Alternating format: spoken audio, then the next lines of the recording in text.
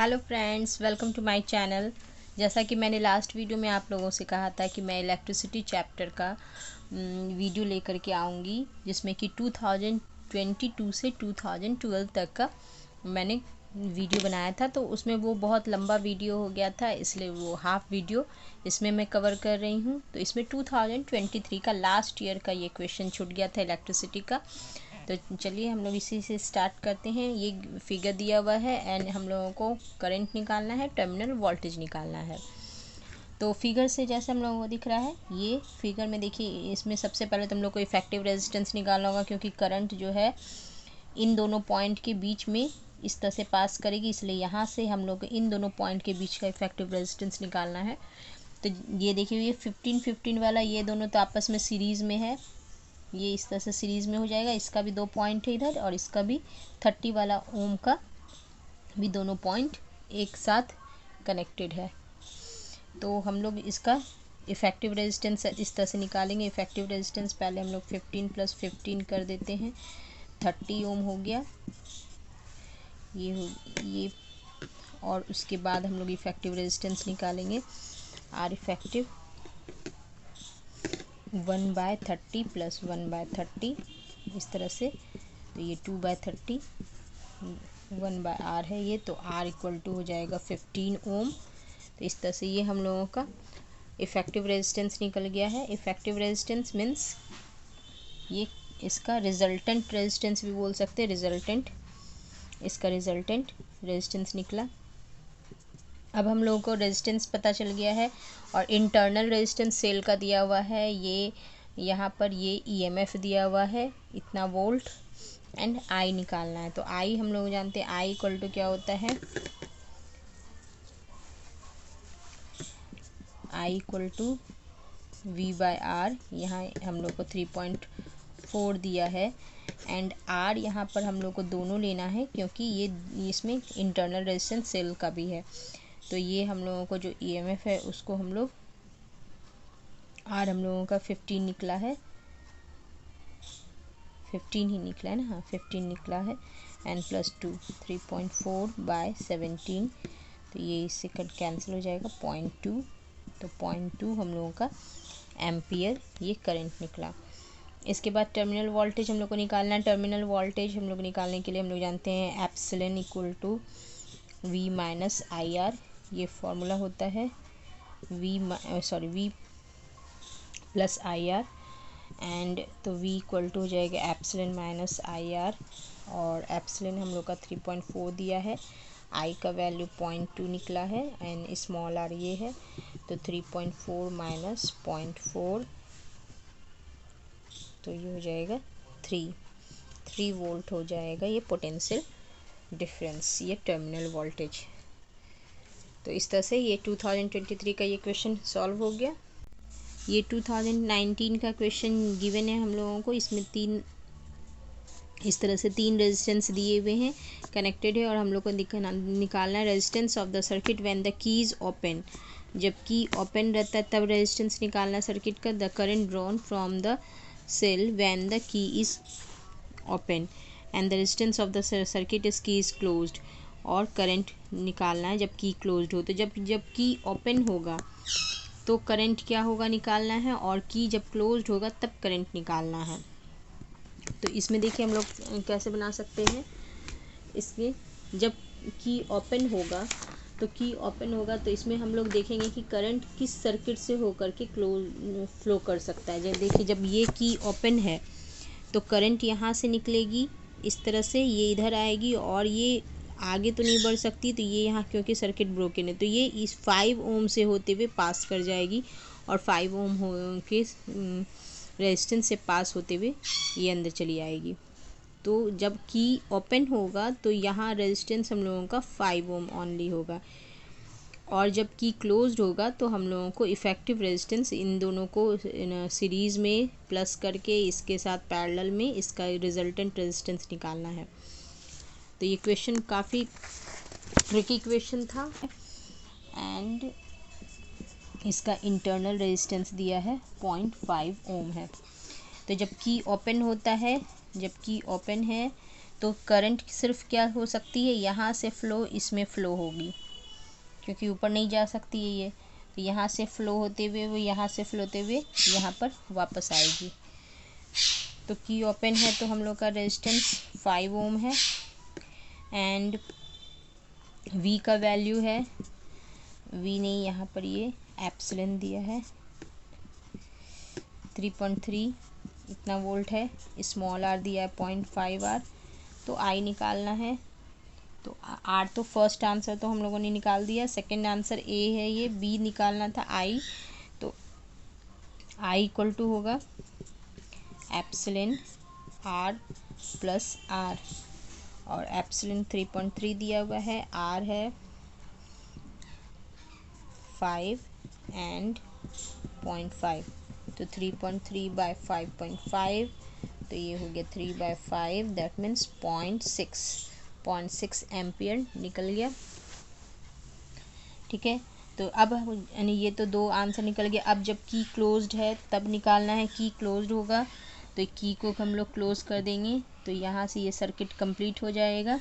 ये की है यहाँ पर, तो यहाँ पर हम लोग का इफेक्टिव रेजिस्टेंस इस केस में क्या होगा, तो 1/5 प्लस 1/2 प्लस 3, इस तरह से, क्योंकि 2 और 3 सीरीज़ में है, तो 1/5 यहाँ 1/r ले लेते हैं, तो 1/r इक्वल टू 1/5 प्लस 1/5, तो r इक्वल टू क्या हो जाएगा 5/2, 2.5 ओम। ये हो गया। नेक्स्ट हम लोगों को क्या करना है, R तो निकल गया, अब हम लोग को I निकालना है, तो इस केस में फिर I उसी तरह हम लोग निकालेंगे, एप्सिलॉन R प्लस R, और एप्सिलॉन का वैल्यू 3.3 है, कैपिटल R हम लोग का 2.5 आया है, स्मॉल r 0.5 है, तो 3.3/3 हो गया 1.1, तो इस केस में 1.1 एम्पियर करंट होगा। इस तरह से हम लोग का दोनों आंसर निकल जाएगा। तो ये 2019 का हम लोगों ने कंप्लीट किया। 18 का क्वेश्चन है, 18 में इसमें 2 क्वेश्चन आया हुआ है, 3 मार्क्स का है। तो ये फर्स्ट क्वेश्चन में हम लोगों को दिया है, निकालना है रेजिस्टेंस A एंड B के बीच, एंड सेकेंड इसमें पूछा गया है कि क्या रेजिस्टिविटी चेंज होगा अगर थिकनेस चेंज होता है वायर का। तो फर्स्ट हम लोग पहले इसी को एक्सप्लेन कर देते हैं। रेजिस्टिविटी क्या होता है, R इक्वल टू हम लोग जानते हैं ρL/A, ये फॉर्मूला होता है। यहाँ ये रो को रेजिस्टिविटी कहते हैं। तो ये जो होता है रेजिस्टिविटी, ये मटेरियल पे डिपेंड करता है, ना कि थिकनेस पे। ये मटेरियल पे डिपेंड करता है, डिपेंड्स अपॉन ओनली मटेरियल। और लेंथ एंड एरिया ये रेजिस्टेंस पे डिपेंड करता है। इसके घटने बढ़ने से रेजिस्टेंस घट बढ़ सकता है, लेकिन रेजिस्टिविटी पे कोई इफेक्ट नहीं होगा। तो ये तो हो गया क्लियर। अब इसका फर्स्ट पार्ट हम लोग देखते हैं। फर्स्ट पार्ट में दिया है हम लोग को रेजिस्टेंस निकालना है, इक्विवेलेंट रेजिस्टेंस निकालना है। तो ये तो साफ दिख रहा है, ये दोनों पैरेलल में है, ये दोनों पैरेलल में है, और इन दोनों का जो रिजल्टेंट आएगा, तो हम लोग इसको पहले ऐसे लिख सकते हैं, A 6 और 3 का पैरेलल का रेजिस्टेंस, और इन दोनों का पैरेलल का रेजिस्टेंस जो आएगा तो इसको लिख देना है। तो 1/6 प्लस 1/3 1/r कर देंगे, 6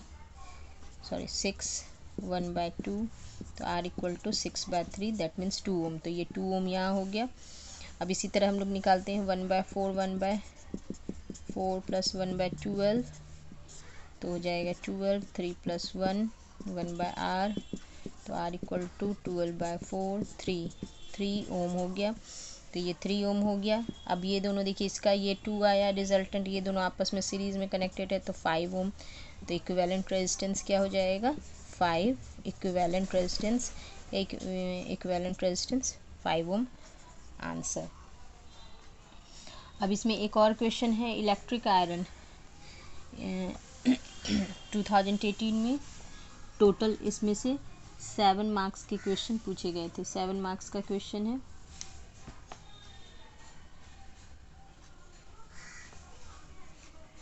तो इसमें दिया है हम लोगों को आयरन का रेटिंग दिया हुआ है। रेटिंग में हम लोगों को दिया है ये 220 वोल्ट है एंड पावर 2 किलोवाट, तो 2000 वाट हम लोग इसको लिख देते हैं। नेक्स्ट अब हम लोग को दिया है कि if the iron is used for 2 hour daily, time दिया है 2 आवर डेली यूज़ हो रहा है, तो find the cost of 1 week, 1 week का कॉस्ट निकालना है। तो हम लोग जानते हैं हम लोग क्या होता है कॉस्ट, 1 वीक का कॉस्ट क्या होगा। तो टाइम इसमें हम लोग देते हैं पर डे 2 आवर है, तो 1 वीक में 7 डे होता है, और ये तब 14 आवर चलता है, ठीक है। और 2 आवर डेली है तो 14 आवर हो गया, इसका टाइम हो गया। एंड हम लोगों को निकालना है कॉस्ट। तो कॉस्ट हम लोग किलोवाट में निकालते हैं, तो इलेक्ट्रिक एनर्जी कितना कंज्यूम हो रहा है, तो P/T क्या होता है, पावर इनटू टाइम। पावर है 2000, ये हम लोग किलोवाट में लेते हैं क्योंकि हम लोग को किलोवाट आवर में निकालना है। तो ये हो गया 42 इतना किलोवाट आवर, यहाँ किलोवाट आवर में ही रहने देते हैं। नेक्स्ट अब हम लोग को क्या करना है, अब रुपीज़ कॉस्ट दिया है, 1 किलोवाट का कॉस्ट है 4.25 रुपीज़। तो इसलिए कितना एनर्जी कंज्यूम्ड होगा, एनर्जी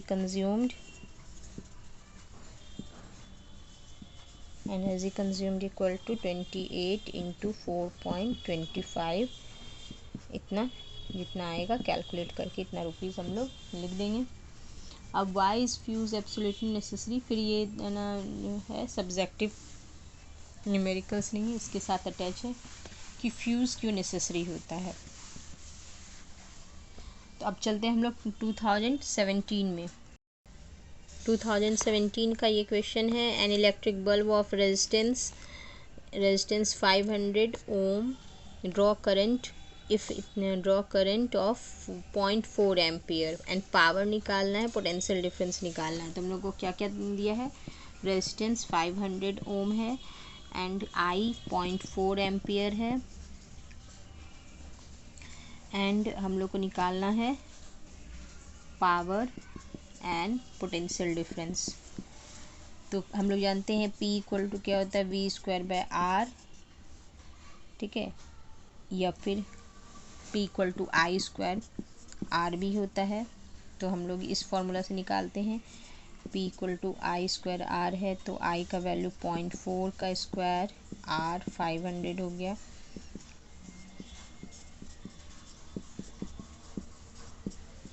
तो 16 5 जा 80 ये वॉट हो गया पावर। अब हम लोग को निकालना है V।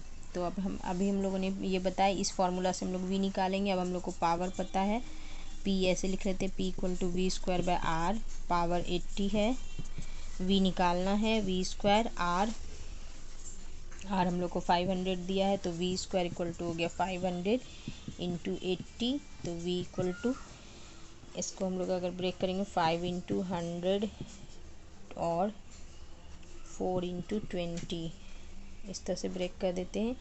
तो स्क्वायर रूट के बाहर 100 का 10 आ गया, और इसका भी 100, तो इसको ऐसे भी लिख सकते हैं हम लोग 100 इंटू 4, इस तरह भी दिखा सकते हैं, 25 से 100, तो इसका बाहर आ गया 100 इंटू 2, 200 वोल्ट आंसर।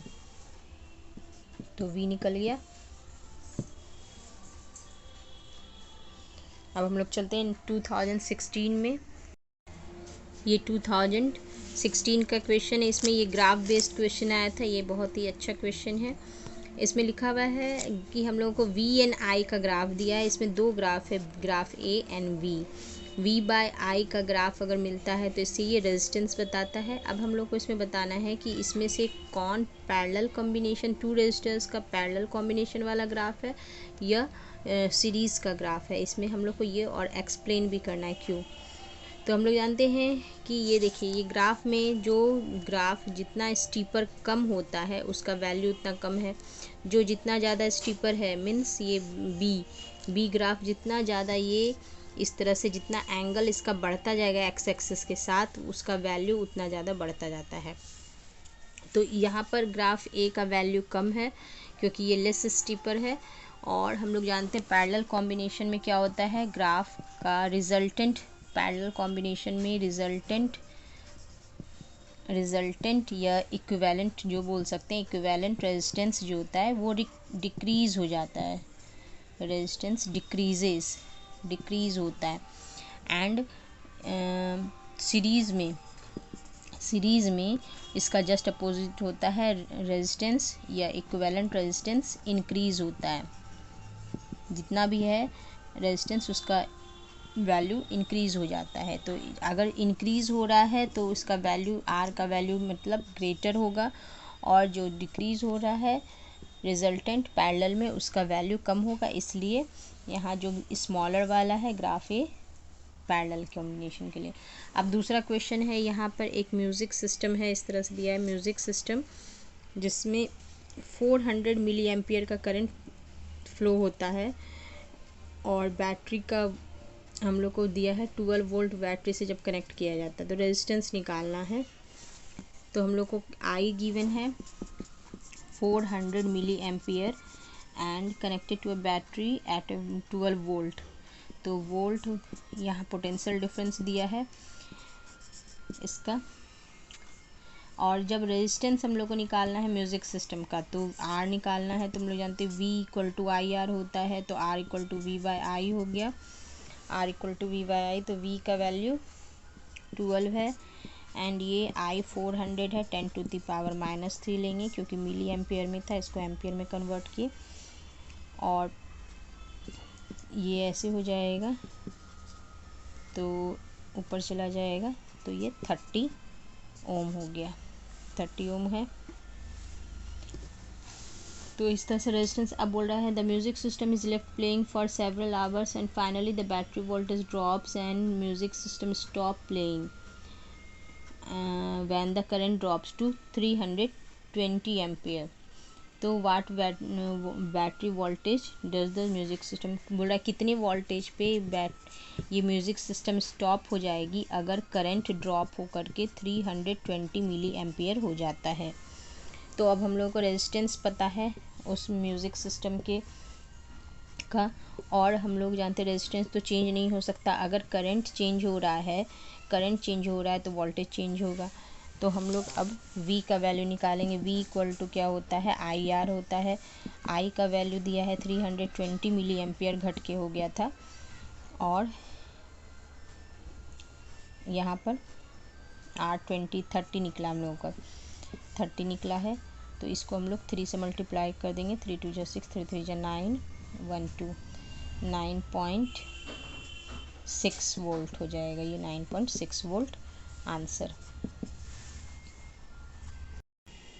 अब लास्ट क्वेश्चन इसमें 2016 का था, जिसमें हम लोगों को दिया हुआ है क्वांटिटी ऑफ हीट प्रोड्यूस निकालना है, और इसमें हम लोगों को आई दिया है, टाइम दिया है एंड आर दिया है। तो आई है 2.5 एम्पियर और आर है 20 ओम, टाइम है 5 मिनट जिसको हम लोग सेकेंड में निकाल लेते हैं, 5 × 60 300 सेकेंड। हम लोग को निकालना है हीट प्रोड्यूस इक्वल टू होता है I² RT, तो 2.5 का स्क्वायर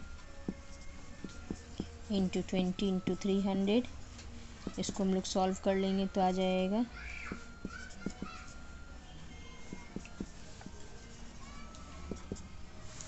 इसको सॉल्व करके हम लोग आंसर इसका लिख देंगे, इसका आएगा 37 इतना जूल, ये इतना जूल आंसर होगा।